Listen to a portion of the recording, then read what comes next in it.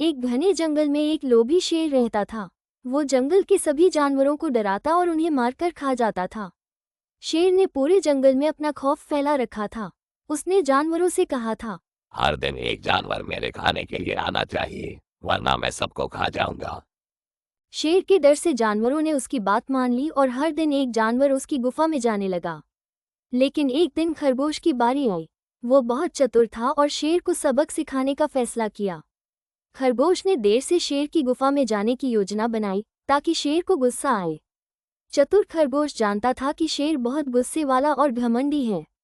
उसने सोचा कि वो शेर को उसकी ही चालाकी से मात देगा। खरगोश धीरे धीरे चलते हुए शेर की गुफा की ओर गया।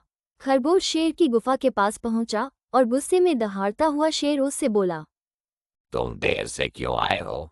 मैं तुम्हें अभी खा जाऊंगा।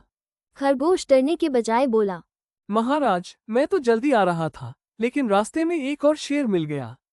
उसने मुझे रोक लिया और कहा कि यह जंगल उसका है। शेर यह सुनते ही गुस्से से लाल हो गया और दहाड़ते हुए बोला, कौन है जो मेरी ताकत को चुनौती देने की हिम्मत कर रहा है? मैं अभी उसे सबक सिखाऊंगा।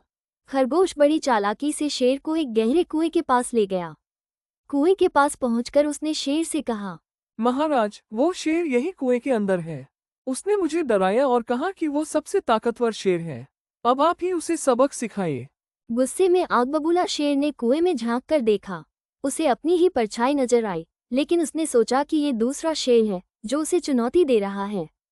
उसके दिमाग में बदले की भावना इतनी तेज थी कि उसने बिना सोचे समझे कुएं के अंदर छलांग लगा दी।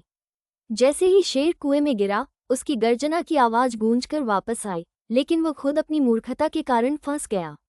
दूसरी ओर खरगोश ने चैन की सांस ली। उसकी योजना ने शेर को न केवल मात दी बल्कि जंगल को भी एक बड़े खतरे से बचा लिया।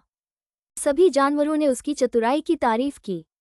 अब वे निडर होकर जंगल में घूम सकते थे। हमें इस कहानी से यह सीखने को मिलता है, समझदारी और सूझबूझ से बड़ी समस्या हल की जा सकती है। गुस्सा और घमंड हमेशा नुकसान का कारण बनते हैं।